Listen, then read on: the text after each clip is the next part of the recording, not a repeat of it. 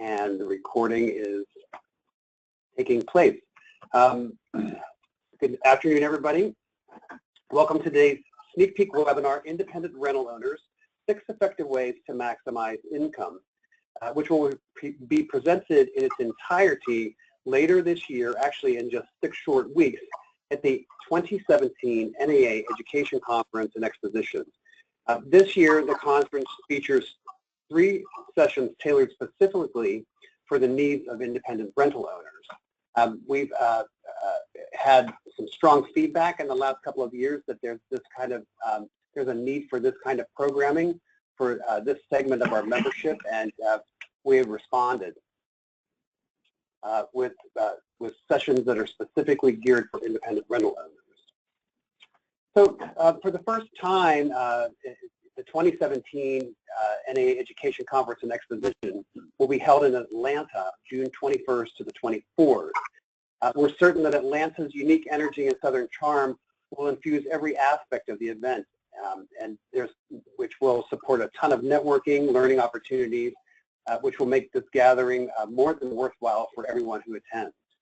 We expect about 10,000 people this year, and we expect it to be the largest event in our history. There's some really interesting things going on. For instance, some of our general session speakers are really outstanding. We have Robin Roberts. We also have Alec Baldwin, along with 60 breakout education sessions. Also, the expo this year will be the largest of its kind. We have over 450 companies exhibiting. It's a really great place to sort of come and understand the cutting edge of goods and services available to the industry. Before we begin, I want to introduce to you my colleague who happens to be here to my left. This is Megan Piccieri. Hi, Megan. Hi, Clark. How are you? I'm doing really good. So Megan wanted to stop by because she knew you all would be dialing in, and she has a couple of little newsy items to share with you. Yes. Thank you all for joining me. I hope you will take a moment to just listen. We have a couple announcements that we think really pertain to you guys. The first is NAAEI's Leadership Series. As many of you know, successful leaders are willing to adapt and improve team performance by sharpening their own leadership skills, and you can certainly do this through this full-day seminar. So enroll today in NAA's Education Institute, Leading Your Organization Through Urgency and Change, based on Dale Carnegie's world-class curricula developed by apartment industry executives. The seminar is on Wednesday, June 21st from 10 a.m. to 5:30. So you might want to, if you have a major travel plans yet for the education conference, you might want to arrive a little bit earlier. And it's at the education conference in Atlanta. So if you'll be there, this is a great opportunity to join us for that. You can visit www.nahq.org/leadership for more information and to register. It is a separate registration fee and space is limited, so make sure you sign up soon. And then the other very interesting thing we thought you guys would love to see, we're doing more and more of our own research these days, and we've recently released our Amenity Survey. So it's called, it's titled Adding Value in the Age of Amenities Wars, which reveals the most recent trends in amenity offerings, as well as identifies those with the highest rate of return in apartment communities. Amenities often are the distinguishing factor, as you all I'm sure know, as communities compete for residents, and this insight provides an objective way for you to quantify the return of various value adds before installing them. So to download the full report and to view it, you can visit www.nahq.org/value-added-assets. Megan, I have a question for you. Sure. Is there a charge to members for the report, No, or is it free to members? The survey is completely free, so you can go and download it as many times as you like. Awesome. So, folks, if you didn't, I know that we covered the URL quickly, but don't worry. We're recording everything, and you'll have access to the recording via a link in a follow-up email you can expect shortly after the webinar. Great. Thank you. Thanks, everybody. Enjoy the webinar. Thanks for coming by, Megan.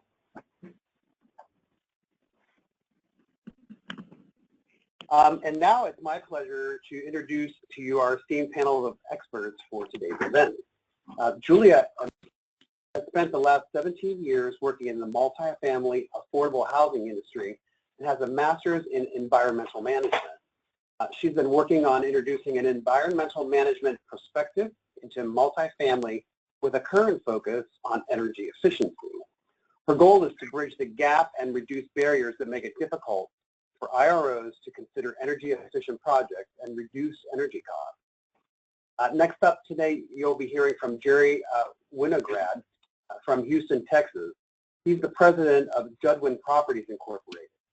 Jerry is the past president of the Houston and Texas Apartment Association, past president of the TAA Education Foundation, and is a board member of NAA.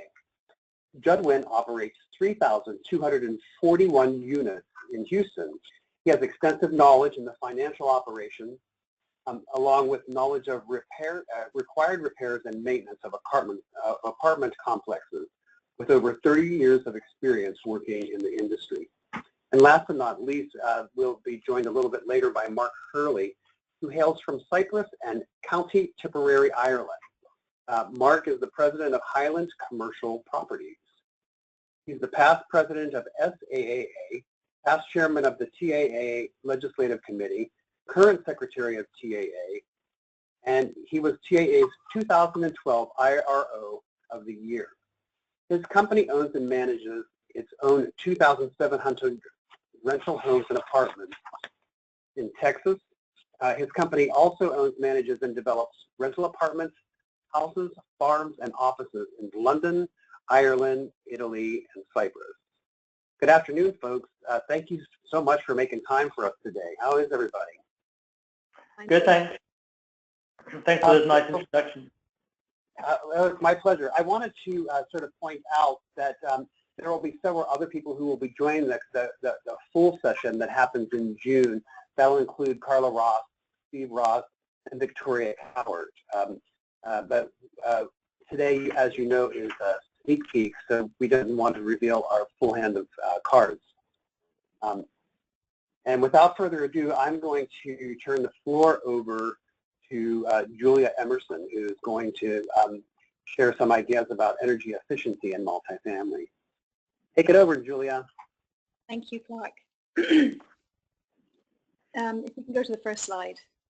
Basically, I'm sure you all know this, American households have turned more to rental markets than to ownership. And right now, the current share of renters in the US is about 37%, about 43 million households. It's the strongest market, strongest rental market that they've had in half a century, basically. So it's really important that I keep reminding everyone about this, because energy efficiency is a way to maximize your income by reducing your cost. And it's something that's important for the environment and also to stay competitive within your company. Next slide, please. Half of the multifamily stock is older than 30 years old. And if you're an IRO, a lot of us have smaller types of buildings. If they're between 1940 and 1960, they are 50% more expensive to run energy-wise than a newer building. And even then, there are newer codes coming in, so it's going to be even harder to keep your electricity costs down and not pass that on to your residents. They're just less efficient in every way. And even new construction, if they're not commissioned properly or they're not checked, they can also be inefficient. So whether you have new buildings or older buildings, this is something definitely worth coming to see and listen to, because there are incentives for everyone. So some properties are all bills paid, some are not. If you are either, you'll benefit. If you're all bills paid, you can reduce your electricity cost. I've had so many people tell me, including ourselves, I'll walk around the properties and I'll see people sitting with their doors wide open with the AC blowing, and the managers go, they don't care. Well, we can still do things on our property to reduce our costs whether the resident cares or not. For example, lighting. You know, if you've got the old incandescent bulbs or the CFL bulbs, you can switch them out to LED. If the lights are going to be on regardless, you might as well save as much as you can. And there are really, really good incentives now, and I'll talk about that later, that utility companies are offering you to help you do that. And that's it, the new flexible incentives. It's not as difficult anymore to try and contact a utility company and get them to come out and help you figure out what it is that you need, whether it is lighting or whether it is HVAC or insulation in your roofing or pumps for your pool, heat pumps for your pool. They have all sorts of incentives. If your residents pay utilities, a lot of younger people, I've been told, and I'm not going based on this, are looking for a greener place to live. They care. about the environment. But even if they didn't care about the environment, it's a great marketing tool. And there are actually applications out there right now that universities are doing, and apps for residents rather than for owners that show you who are the efficient and inefficient apartments in your area. They're coming out with some models, and I don't know if they're out yet. So whether you like it or not, down the road, people are going to be able to go onto their app and look and see the comparison of what your average utility bill is versus another apartment in the area. And I'm hoping I'll be able to share that with you in June. And it's great for marketing because people do care about the environment, and no matter how nice an apartment is, I'm probably not going to go if my utility bill is very, very high. And you can also, even if you didn't want to do residence apartments, you can still work on your common area, and that will reduce your cost. Next slide, please. My favorite two pictures.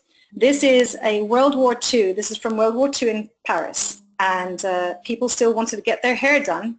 And you can see by the picture, you can guess by the picture how they got the electricity to work, because there was no electricity after the war. They had guys in the back room bicycling and generating the electricity so that the ladies could get their hair done. It just goes, to me, that shows how much effort is put into generating energy. And believe it or not, utility companies do care. They do not want to build new power plants. And in the past, if any of you have ever tried, and in some parts of the United States, it's actually been a lot easier than in Texas. It's very hard to get a utility company to tell you who to go to or who to talk to or what the rebates are, and they're very seldom published very well on their website.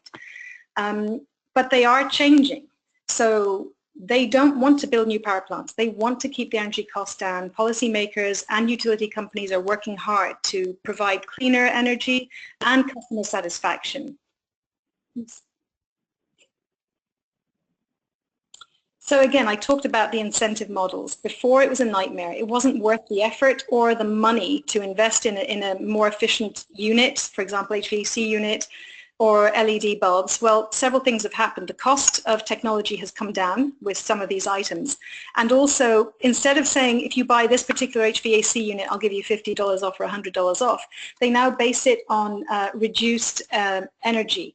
If you can reduce your kilowatts and your kilowatt hours, then they'll give you a percentage of that back. So for example, we've just replaced our CFLs with LEDs, and we got 60% back. We were going to do it anyway. So there are things out there, or we'll replace HVAC units with apartments. You can get rebates on those, and it'd be silly to not sort of take 5 minutes to come and listen and learn how to navigate all these different areas, or find out who you contact in your state. There are different regional energy efficiency organizations that are really interested in talking to multifamily and are really eager to help you, because multifamily have a large percentage of housing in the United States, and they're trying to reduce energy everywhere. They now often outsource their work to companies that specifically have energy engineers who really know what they're talking about and who can really help you come and look at your property at no cost and tell you what can be done or what cannot be done, or what that particular utility company offers. Okay, so whether you want to do just lighting or HVAC, or you want to do a full retrofit and solar screens and insulation, it's really worth coming. I will have a lovely, hopefully simple website for you to go to with links so that you can pick on your area, you can see your utility company, you can see who you should contact, and if you can't, then come and talk to me and I'll be able to help get you in touch with the right people. It's really important because you are probably able to save and reduce your costs really at very little expense for your time. So definitely worth coming to see and talk to us. Excellent. So as I understand it, Julia, just to very clearly spell it out, you're working on a resource that you'll share at the June session, where you pulled together a bunch of different resources all in one webpage for everyone. Yeah, that is the plan, because I spent so long trying to call utility companies, trying to call organizations. It took a very long time to get this information together and get a network together where people, I know utility companies want to work with multifamily, and I know multifamily want to work with utilities. It's a matter of getting the past out of our heads, because now they really do want to work with us, and they are coming up with better models to help us. Before, it just wasn't worth our time or money to invest in energy efficiency for IROs, maybe for larger companies, but for us it just wasn't worth it. Now it's worth it. So it's definitely worth coming to see. And if I don't have the answer, I can find out for you. That's very generous of you. It's very heartening to hear that times have changed and that's sort of a worthwhile endeavor. It also sounds like a very compelling business proposition, which is why everybody's here. So that makes total sense. Thank you so much. That was really intriguing. I'm looking forward to hearing what else you'll have to share in June. Now we want to turn the floor over to Jerry Winogard. Jerry is interested in talking about how to spend some money to make more money. Hey, Jerry. Hey, Clark. Thank you. First slide, please. And we spend a fair amount of time at our company looking at things we can do. One, simple things to generate more income. And then we spend a fair amount of time at a little more complex issues of where we can spend money to create some long-term savings. We're typically very long-term holders of apartments. But we get to explore and spend a lot of time deciding what's the best way to do something. And so that's what we're going to talk about today. So the first one is just very simple. A lot of our older properties that we've redeveloped just had open concept parking, and we decided that we would try doing reserve parking, which we've implemented at every property.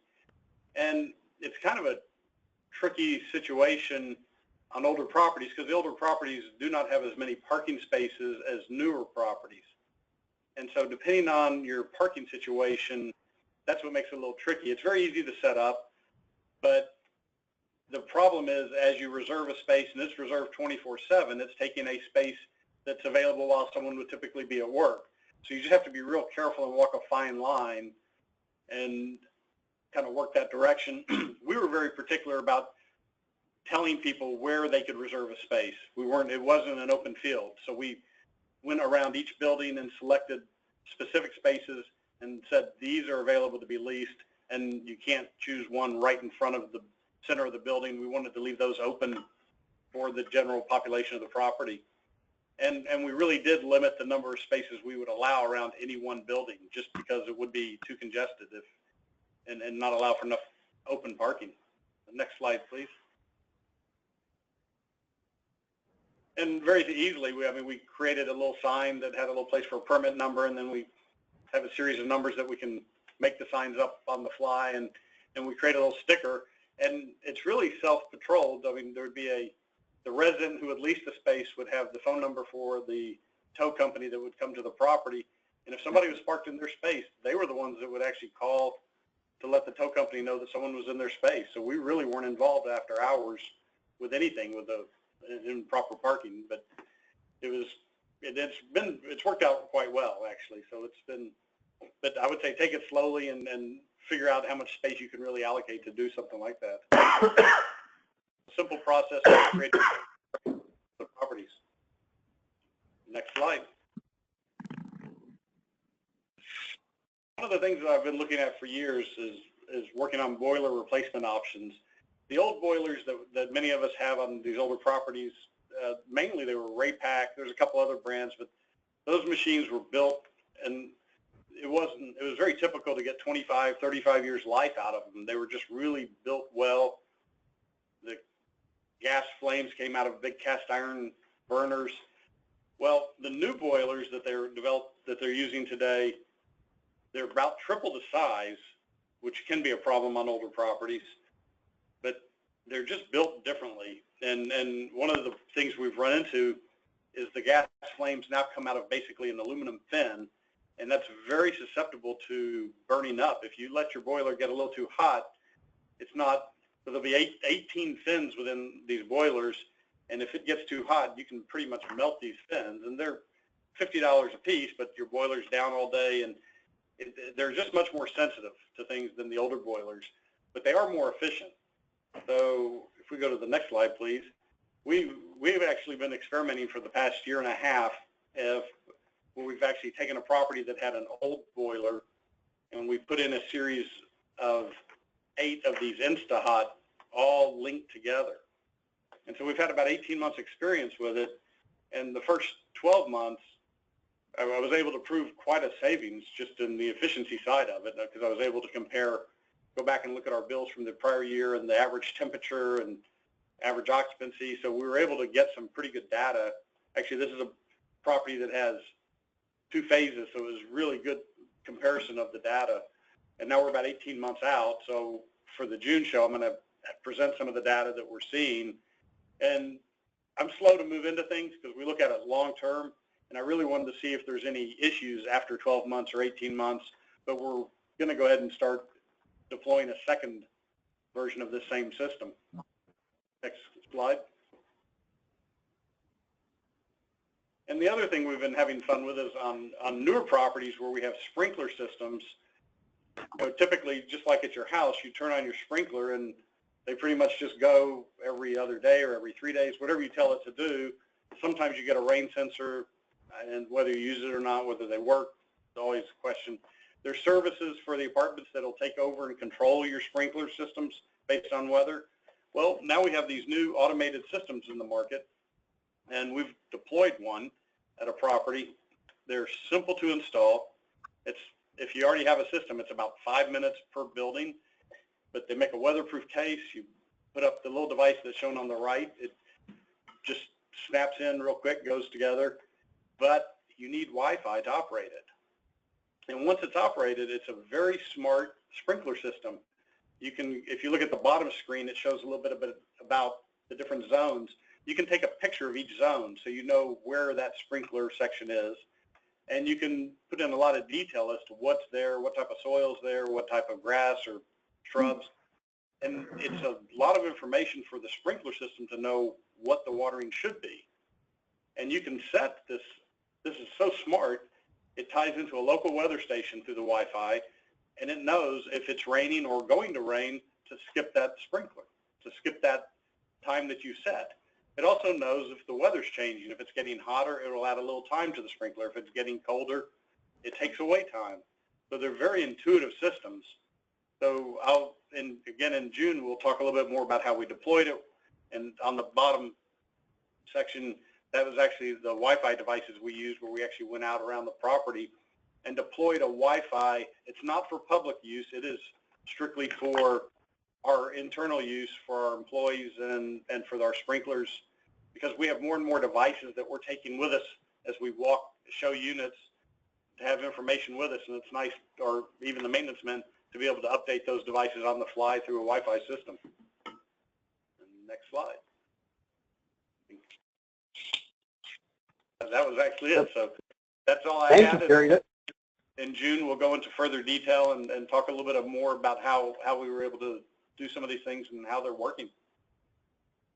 Thank you very much. The thing that I really appreciate as I listen to you folks share your information is the amount of experience that goes along, that has produced this the kind of information that you're sharing. I feel a depth of experience that I really appreciate, and I'm sure our attendees do as well. Last but not least, we want to turn the floor over to Mark Hurley from Highland Commercial Properties. Mark is going to talk to us about some technology tips. So Mark, before I turn it over, I want to just be thoughtful about time. You probably have about 5 minutes. So so have at it. Okay. Thanks, Clark. Sure. So some of the things that I will talk about at the June Education Conference, first we'll talk about why we should keep innovating, which seems obvious, but give a few more reasons. We'll talk about our experiences of putting Wi-Fi in every apartment and how we did it and how we failed at it and how we did it successfully and what effect it's had. We'll talk about cable TV packages, smart locks, apps that improve efficiency, electronic rent collection, cameras, and drop cams in particular, but also cameras that are monitored, water sensors, smart lighting, smart thermostats, and the value of websites. As an owner that started with just a few single-family homes, and then we've expanded to what we have today, which is about 2,700 unit houses and apartments that we own and rent. we've innovated all the way along, and oftentimes the things that have looked like the sexiest innovations we've done away with, and the things that looked like they weren't important at all, such as the apps that I've talked about in the agenda, have been some of the most valuable things. So we'll discuss what's worked and what hasn't worked, and what's actually given us the value to keep moving forward and grow. So what we're looking for when we're innovating is the future that's already happened. We're not trying to predict what's going to happen. We're trying to look around the country and see what's already working and make sure it's not just a fad, and that actually it is producing value in some form or another. Either it's producing more income or it's cutting down on turnover. Those are the two main things. I won't belabor the slides. Clark can read everything, so let's go to the next slide, please. So providing Wi-Fi, we decided through partnership with a cable company in Texas to provide courtesy Wi-Fi for all our residents. It was extreme, and having tried to do that ourselves through a local contractor first, and having failed at it because our buildings are older, we decided that, or what has worked is going through a large provider in order to be able to provide consistent, fast service. And when I say load balance on the slide, what I mean is it was a virtual network that gave the same exact upload and download speeds to every device opened in the apartment. And that was very important. It had to be really good working Wi-Fi. And when I say we provided it courtesy, it means, generally speaking, that the cost of it is loaded into the rent, not individually charged. So typically what we would do is go out and buy Wi-Fi for this high-speed Wi-Fi for $20 to $30, and I can't give the exact price, but it's in that realm as we've gone around for quotes. And they threw in a cable package along with the deal. And that's something that a resident would typically buy for about $120, $130, even more, up to $200 for that package of Wi-Fi and cable. So we're able to provide it for them at a very low cost, and we just load that into the rent. And it's a real stumbling block to moving out when you're getting that and nobody else is giving it. It's really, we've been doing it for about 3 years now, and then prior to that with our failed experiment for about 2 years before that, and I can say it's definitely had an effect on turnover. And we've seen our turnover go lower, and when asking the questions, it's had an effect. It also gives us a lot of other options. A lot of the other things that I'm going to talk about in June feed off of this Wi-Fi. So not only are we giving it to the residents as a courtesy, and it's making them not want to leave, and if they do, or they get used to it. Imagine going to a hotel that didn't have Wi-Fi or didn't offer it to you free. It's that kind of an effect. It's not the same thing, but it's that kind of an effect. And then we have the other aspect of this where we're able to provide a lot of these other digital electronic options to people that feed off that Wi-Fi. They don't have to have it themselves. We're confident that it's already there. So next slide, please, Clark. The cable TV package. One of the nice things about, people think it's gone, cable TV, and to a certain extent it's gone, it's not as popular, but if you have a cable TV package, you're also able to get a lot of that cable TV on your devices these days. So the HBO package on your device is generally free if you have cable in the house. That often gets forgotten, and it's changing cable TV, but that came along with our Wi-Fi package. Again, when we have the Wi-Fi and the cable, it's a big advantage over other customers. And again, we're able to load that into the rent, and at the same time cut down on turnover because the resident doesn't have to pay a security deposit or go to the trouble of it all. Next slide, please. Smart locks. They're a great idea. We love the idea of being able to let a resident in at 2 or 3 o'clock in the morning. We love the idea of not having to change locks all the time and just change codes. And it's great for maintenance purposes. For residents, I think a lot of them, from what we've heard of or experienced, still don't have a problem with taking a key out or punching in a code.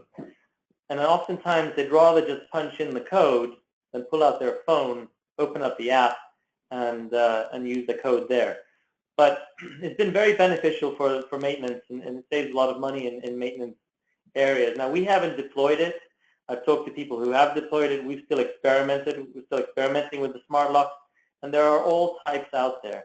And some of them have really great features, but it's coming along, so keep your eye on that. And again, when we talk in June, I can give you some specific examples of where it's been great and where it hasn't worked at all. Next slide. one of the sort of least sexy technological advances that we use, but one of the most beneficial, is the ability to go into Google Forms, which is free, and create an app in about 10 minutes in which we ask a series of questions. And the answers to those questions then automatically populate a database in Google Drive for us. And what we've been able to do with this is not only cut down on paper, but collect a lot more valuable information and analyze a lot more valuable information. And this particularly works well with single-family homes. When we're going out there, we just take our phone, and our manager or we, if we're renting it, can just open up the app and ask certain questions, and the answers to those, just by clicking yes or no, on an app that we did ourselves in 10 minutes, then populate a database, and it's already there for us saved when we go home. We also use this for safety checks. We use it for pre-moving in of residents to make sure that we've checked everything that could possibly break down before they move in. And Google Form apps also allow you to upload videos. So you can, if you decide to let your residents have access to some of these apps, put little DIY videos on there as to how they can themselves fix things at 3 o'clock in the morning in a 2-minute video. And we also use it for our contractors. They can easily, on our phone, just answer a series of questions and fill out and have a contract filled out. That is, again, stored online and can be emailed to them. It's extremely easy to use. I literally learned how to use it in 5 minutes, and if I can do it, anybody can do it. In June, we'll give a series of step-by-step instructions on how to do that as well. Although Google probably has a 2-minute video that will cover it just as easily, but we'll show you more uses and examples of it again in our June conference. Next slide, please, Clark. Electronic payments, we didn't use this until recently. We thought a lot of our residents weren't sophisticated enough. Again, single-family, low-income residents, even low-income apartments. We thought, who's got access? And it's probably obvious to most people on call that most people have access. And what's not so obvious is, will most people pay that way? And the answer to that is, in our experience, yes, people are starting to pay that way. Bill payments more often, and everybody, even our older low-income residents. So bill payment services have become, there are hundreds of thousands of U.S. locations. MoneyGram is an example. I don't know if Western Union do it. And they're located in CVS's or Walmart, so your office doesn't, it just makes it easier for people to pay, which means you collect more money. And they can go in there till midnight to make the payments, and your office doesn't have to stay open as long, and you don't have to be there as often. Credit card or direct deposits are really, even amongst our lowest income residents, we're seeing a lot more of them pay, which means we are collecting a lot more. And we'll talk a little bit more about our experiences with that also. Next slide, please, Clark. And I'm about running out of time. I'll only talk about cameras, and then we can forward to the end. Cameras have been fantastic for us. They're so sophisticated these days. The drop cam is just it's a camera you buy. I think Google owns it, and you just plug it in. It's got great quality. You can speak through it. If you don't want to use it around your property or in an area of single-family homes, and we are seeing them in more single-family home areas where owners have multiple houses and there's crime in the area, the neighbors like to report things to each other. There are websites they can log into now for crime and report using drop cams. They can say it's sort of shared security almost in single-family neighborhoods. But we use them on storage rooms. We use them in our offices. You can speak through them. You can listen through them. You can powerfully zoom in on them. And they cost $199, and there is no monthly subscription fee except if you want cloud storage, in which case it's $10 a month. And drop cam is just one of the many types of cameras. And now they have outdoor cameras. They didn't used to, that are very environmentally sound. And the other thing we've really liked lately is the mounted cameras, where somebody is watching your camera 24 hours a day. And in properties with high crime, it really solves the crime problem, or helps solve it. Because if people are congregating doing bad things, there's a speaker there, and somebody's watching that 24 hours, and then says to them, we see you, we know what you're doing, the police are on their way. And living in a safer environment and having signage saying these cameras are around attracts the right type of people who tend to stay longer, thereby cutting down on your turnover. And with that, Clark, I'm not going to continue with the rest of the slides and what's gone right and what's gone wrong in those areas. Let me conclude there because my time is up, and pass it back to you. So I'm going to ask you one more question before you go, Mark. There were some other people who will be presenters in the June version who aren't with us today. Could you maybe just tell us a little bit about some of the things that they'll be addressing? Yes, I will. First, let me go back to Julia's presentation a little bit. We have exactly what she has said. We have seen the utility companies have changed a lot. We weren't interested in working through them because it was so hard to get the incentives. And Julia has proved to us that it is very easy to get those incentives. It's surprisingly easy and definitely worth re-looking at because it changed very quickly. Then in June, Victoria Coward is going to talk about interior upgrades that people are willing to pay for, that you might effectively do in your unit. She will talk about what types of things do to cabinets, what types of lighting work best for her, bathroom packages that add value, finishes, flooring. She'll talk about tiered pricing as well, and the resulting ROI in her experience from doing those things the correct way. Carla Ross will talk about lowering costs through just general operations, of especially maintenance operations, and how to maximize profits by buying right and reducing your maintenance operational costs. And she's going to bring all her experience to bear with that. Steve Ross has an amazing story to tell about taking a 1960s property, maybe it's a 1950s property, and making it into a 2017 property. Something that most of us looking at while he was doing it were going, that's crazy. But they've made it work, and it's a fantastic example of how you can take an older property and make it into something new and relevant and profitable. Steve's going to tell us all about his trials and tribulations and the things that didn't work and the things that have been fantastic. We are going to present over 100 ideas in June, or maybe hundreds of ideas in June. And anybody who attends with any one of those ideas will not only pay for the cost of attending, they'll pay for the opportunity cost of attending. So it's well worth coming to Clark. That's quite an endorsement. Thank you, Mark. Yeah, well, that's how I have the pleasure of knowing you, because I see you at the June conference, and I have over several years, and I know that you understand the value of the education that we provide. I appreciate it. I'm going to wrap up super quick. I just want to let everybody know that there's 2 more webinars that are part of this series that are coming up that you can take advantage of. They're free. One is Ditching the Clipboards, Facilities Management in the Digital Age. That's in 2 weeks. That's on Thursday, May the 25th. I'm also, yours truly will be doing a pre-conference planning webinar on June the 13th. That's about a week out from the conference. And basically what I do is take the conference and divide it into the big chunks and sort of describe some of the things, some of the highlights in each of those segments of the event. And the idea is to give you a good strategy for attending that will maximize your investment on coming to the conference. So thank you to Julia, Jerry, and Mark for the wealth of information that you guys shared. It's really, I was really interested. We're going to continue the conversation in June, as we've said many, many times.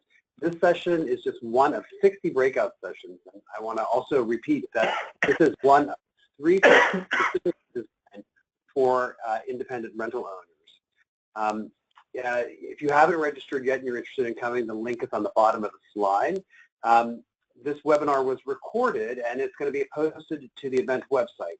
And if you either registered or attended the webinar today, you'll get a follow-up email with a link to the recording, so you can sort of backtrack into all this information. So don't worry if you missed anything. With that, we look forward to seeing you in Atlanta. Thanks to my esteemed presenters today, and thanks everybody for tuning in. We'll see you in June. Take care, everyone. Thank you. Bye. Bye.